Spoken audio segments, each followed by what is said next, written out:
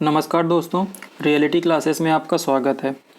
इस वीडियो में हम लोग भूगोल के अंतर्गत अगला जो टॉपिक दिया गया है जलवायु तथा मौसम, इसको कवर करेंगे। जलवायु को इंग्लिश में क्लाइमेट बोलते हैं और मौसम को वेदर बोलते हैं। सबसे पहले इनकी डेफिनेशन देखेंगे। तो जो जलवायु है ना, किसी स्थान पर जो लंबे समय तक मौसम की दशाएँ होती हैं उनको बोलते हैं। जो भारत की जलवायु है वो उष्णकटिबंधीय मानसूनी है। एक तो क्वेश्चन इसी पे बन जाएगा कि भारत की जलवायु किस तरह की जलवायु है, तो ये उष्णकटिबंधीय मानसूनी जलवायु है। अब मौसम की डिफिनीशन हम लोग देखेंगे। तो किसी स्थान पर थोड़े समय मतलब कुछ घंटे, दिन या कुछ सप्ताह की जो दशाएं होती हैं उनको हम लोग मौसम बोलते हैं। तो बोलते हैं ना, अभी मौसम सही नहीं है, अभी बारिश हो रही है, अभी धूप निकल आई, तो ये मौसम है ना, इसको बोलते हैं।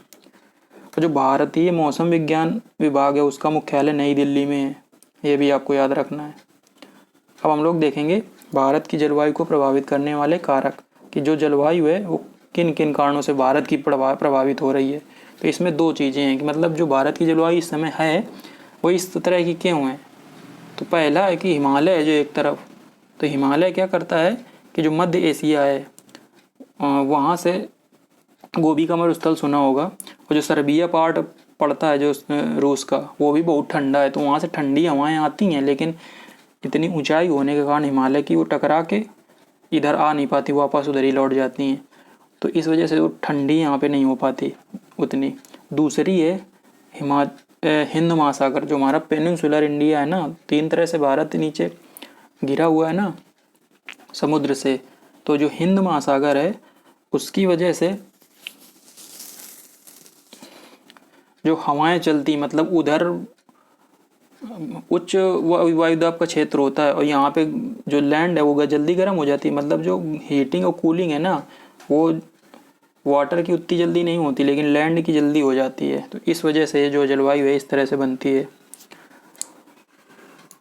मानसूनी पवनों के आगमन व प्रत्यावर्तन का समय भारत में ऋतुओं को प्रभावित करता है। अगला पॉइंट जो दिया गया है कि जो मानसूनी हवाएं हैं ना वो कब आई और कब गई। प्रत्यावर्तन का मतलब लौटना, रिट्रीटिंग इंग्लिश में बोलेंगे। तो मानसून इंडिया में जिस समय आएगा जैसे जाएगा वही आगे डिसाइड करता है कि यहाँ के जो मौसम है वो कैसा रहने वाला है आगे की ऋतु में, कि बरसात के बाद ठंडी कितने टाइम स्टार्ट होगी और आगे कितनी समय के लिए पड़ेगी, ये इसका मतलब है। अगला पॉइंट बहुत ही इंपॉर्टेंट है कि भारत में जो मोस्ट वर्षा होती है ना, 80% आप समझ लीजिए, वो दक्षिण पश्चिम मानसून से होती है। यदि आप दक्षिण पश्चिम की बात करें तो जैसे ये भारत है ना, इस तरह से ऐसे काम चलाऊ मैंने बनाया, तो इस तरफ से ये दक्षिण पश्चिम साइड है ना, ये है ईस्ट, ये इधर है वेस्ट, और ऊपर की तरफ है नॉर्थ, और नीचे है साउथ। तो साउथ वेस्ट, वेस्ट और ये साउथ, तो इस डायरेक्शन से जो हवाएं चल रही ना उससे बारिश होती है उस दक्षिण पश्चिम मानसून से ज़्यादातर। तो पहला क्वेश्चन यही बनेगा कि भारत में जो ज़्यादातर बारिश होती है वो किस मानसून से होती है। भारत में जो मानसून बनता है उसका नाम है दक्षिण पश्चिम मानसून। हर एक पॉइंट जो यहाँ पे लिखा है उस पर क्वेश्चन बनेगा। ठंडी के मौसम में कोरोमंडल तट या तमिलनाडु के ज़्यादातर जो रीजन है वहाँ पे रिट्रीटिंग मानसून, लौटते हुए मानसून से वर्षा होती है। या लौटते हुए तो जैसे इसका अपोजिट तो उत्तर पूर्व हो जाएगा। दक्षिण पश्चिम का दूसरे साइड में देखोगे तो तिरछा डायरेक्शन उत्तर पूर्व हो जाएगी ना, तो उत्तर पूर्व मानसून से होती है वर्षा ठंडी के दिनों में। तो तमिलनाडु, तो बोलेगा कि ठंडी के दिनों में कहाँ वर्षा होती है, तमिलनाडु में। किस मानसून से होती है, उत्तर पूर्व मानसून से। लेकिन जो उत्तर भारत में ठंडी के दिनों में वर्षा होती है वो वेस्टर्न डिस्टर्बेंस की तरह वजह से होती है। उसको हिंदी में पश्चिमी विक्षोभ बोलते हैं। कैसे क्या होता है वो आपके लेवल का यहाँ पे नहीं है, वहाँ पे डिटेल में कुछ नहीं पूछेगा। तो इतना यहाँ पे पूछेगा उतना यहाँ पे लिखा हुआ है। अब हम लोग देखते हैं कि गर्मी के दिनों में असम और पश्चिम बंगाल का जो एरिया है वहाँ पे तीव्र आर्द्र हवाएं मतलब जब नमी ज़्यादा होती है, बोलते हैं ना आज इस समय ह्यूमिडिटी बहुत है हवा में, तो वो हवाएं चलती हैं जिससे वहाँ पे बारिश होती है। असम, पश्चिम बंगाल और जो हमारा पूर्वोत्तर एरिया है, तो इनको वहाँ पे नॉर्वेस्टर बोलते हैं। इन सभी जो रेड कलर से मैंने लिखा है इन सभी पे क्वेश्चन बनेंगे। बोलेगा नॉर्वेस्टर क्या है, यह बोलेगा कि जो तीव्र आर्द्र हवाएं गर्मी के दिनों में चलती हैं उनको पश्चिम बंगाल में क्या कहा जाता है, तो उनको पश्चिम बंगाल में काल वैसाखी कहा जाता है। जबकि ये जो नॉर्वेस्टर है ना, इनको पूर्वी भारत में बोलते हैं नॉर्वेस्टर, पूर्वी भारत में, यहाँ पूर्वी भारत में नहीं लिखा। काल बैसाखी बोलते हैं पश्चिम बंगाल में। कर्नाटक में इनको चेरी ब्लॉसम बोलते हैं, क्योंकि कॉफ़ी के जो बागान होते हैं ना वहाँ पे फूल बनने के लिए हेल्प करती है, तो इनको कर्नाटक में चेरी ब्लॉसम वर्षा भी बोलते हैं। और ये दक्षिण में मुख्यतः केरल में आम की खेती के लिए बहुत हेल्पफुल है, तो इसलिए केरल में बोलते हैं आम्र वर्षा या मैंगो सावर। तो आपको ये चारों याद रखने हैं।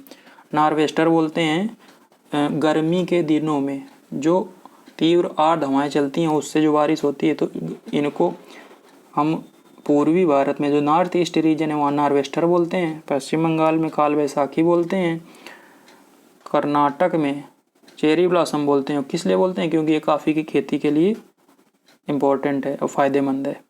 और जो केरला है वहाँ पे आम की खेती के लिए इम्पोर्टेंट, तो इसलिए वहाँ आम्र वर्षा या मैंगो सावर बोलते हैं। दक्षिण पश्चिम मानसून है ना वो 2 शाखाओं में आता है। उसका भी रीजन है क्योंकि पेनिनसुलर मतलब भारत की जो आकृति है उसकी वजह से 2 शाखाएं होती हैं, एक है अरब सागर शाखा, दूसरी है पश्चिम बंगाल शाखा। तो जो अरब सागर शाखा है वो पहले आती है, वो जून के सप्ताह में पहुंच जाती है केरल, और केरल में टकराती है पश्चिमी घाट से। तो पश्चिमी घाट सामने मतलब समुद्र से आई, सामने है पश्चिमी घाट, तो ऐसे टकरा जाएगी, तो जिस तरफ टकराएगी उधर ही बारिश रहती है होती है, और उसको बोलते हैं हम लोग मानसून प्रस्फोट, या इंग्लिश में मानसून बर्स्ट बोलते हैं। तो मानसून प्रस्फोट क्या होता है ऐसे पूछ लेगा तो जो जून के महीने में हवाएं अरब सागर से उठ के पश्चिमी घाट से टकरा के बारिश करती हैं केरला में, तो उसको बोलते हैं मानसून प्रस्फोट। अगला इंपॉर्टेंट पॉइंट है मेघालय की गारो खासी जयंतिया। 3 पहाड़ियाँ लाइन से हैं, गारो खासी जयंतिया, यहाँ पे बारिश होती है, जो होती है उसकी वजह से बारिश होती है। नोट में लिखा हुआ है कि विश्व में सर्वाधिक वर्षा का स्थान मासिनराम है, ये पड़ता है मेघालय में। पहले चेरापूंजी था, मासिनराम चेरापूंजी ज़्यादा दूर नहीं है, पास पास ही है। जो अरब सागर शाखा होती है उसमें ज़्यादा आर्द्रता होती है, उसमें जो बारिश करने की क्षमता है वो ज़्यादा होती है, जबकि जो पश्चिम बंगाल नहीं, बंगाल की खाड़ी शाखा है उसमें कम होती है। जो परसेंटेज है मैंने यहाँ पे लिखा है 65% जो बारिश होती है वो अरब सागर शाखा से होती है, और 35% रिमेनिंग होती है बंगाल की खाड़ी शाखा से। ये भी आपको पॉइंट याद रखना है। अरब सागर शाखा के बारे में दिया है कि ये अरब सागर से उठती है और पाकिस्तान से होते हुए सिंधु नदी के डेल्टा क्षेत्र से होके आगे सिंधु नदी के और राजस्थान के मरुस्थल से पार करते हुए हिमालय से टकराती है। तो आप समझ लीजिए अरब सागर से उठी, पाकिस्तान और राजस्थान ऐसे होती हुई हिमालय से टकराती है जाके, क्योंकि रास्ते में कोई पड़ता तो है नहीं। जो अरावली है ना वो पैरेलल में दाएं साइड में पड़ जाती है। अरावली रेंज ये हरियाणा, राजस्थान और गुजरात तक फैली है। तो आप मैप के हिसाब से देखिए कि ये अरब सागर से उठी और पाकिस्तान और राजस्थान के इस वाले एरिया से होती हुई हिमालय से टकराती है जाके। तो इसीलिए राजस्थान में बारिश नहीं होती है, क्योंकि वो टकरा के फिर उत्तर भारत में बारिश करती है। लेकिन अब अरावली जो पर्वत श्रृंखला है ना वो इधर पड़ जाती है इसके सामने वाली साइड में, तो पीछे की तरफ बारिश हो नहीं पाती है। ये भी क्वेश्चन बनता है कि राजस्थान में कम बारिश क्यों होती है, क्योंकि जो अरब सागर शाखा है वो अरावली पर्वत श्रृंखला के समांतर निकल जाती है। जब टकराएगी नहीं बारिश तो तभी होगी जब टकराएगी। अभी एक पॉइंट यहाँ पे दिया गया है कि जो गर्मियों के दिनों में बारिश होती है वो तमिलनाडु में कम हो पाती है, क्योंकि जो मानसून उठा पश्चिमी तट से केरल से पश्चिमी घाट से टकरा के बारिश किया केरल में, लेकिन जो तमिलनाडु है वो दूसरी तरफ पड़ जाता है। उसको बोलते हैं वृष्टि छाया क्षेत्र या रेन शैडो एरिया इंग्लिश में बोलते हैं। लेकिन यहाँ पे जो रिट्रीटिंग मानसून होता है उसमें सर्दियों के टाइम में उससे बारिश होती है। जो सर्दियों के टाइम में रिट्रीटिंग मानसून है उसके बारे में एक फैक्ट और लिखा है कि इस समय अरब सागर और पश्चिम बंगाल की खाड़ी में उष्णकटिबंधीय चक्रवात बनते हैं, कि सर्दियों के टाइम में ट्रॉपिकल साइक्लोन बनते हैं। तो आते हैं ना चक्रवात आ रहे हैं, जैसे असनी आया था, तो ये बंगाल की खाड़ी और अरब सागर में शरद ऋतु में लौटते हुए मानसून के टाइम पे बनते हैं और इनसे जो तटीय एरिया होता है वहाँ पे बहुत नुकसान होता है। तो मेनली दिया गया है उड़ीसा, आंध्र प्रदेश और गुजरात, इनमें काफ़ी नुकसान पहुँचाते हैं। तो ये हो गया आपका टॉपिक पूरा। छोटा टॉपिक है, काफ़ी इम्पोर्टेंट है, इससे एक क्वेश्चन आने के पूरे चांस हैं। जो जो पॉइंट मैंने यहाँ पे लिखा है उनको आप रिपीट कीजिए, जिससे आप लंबे समय तक के लिए याद रख सकें इसको। आपको कोई डाउट होता है तो कमेंट करके पूछ सकते हैं। धन्यवाद।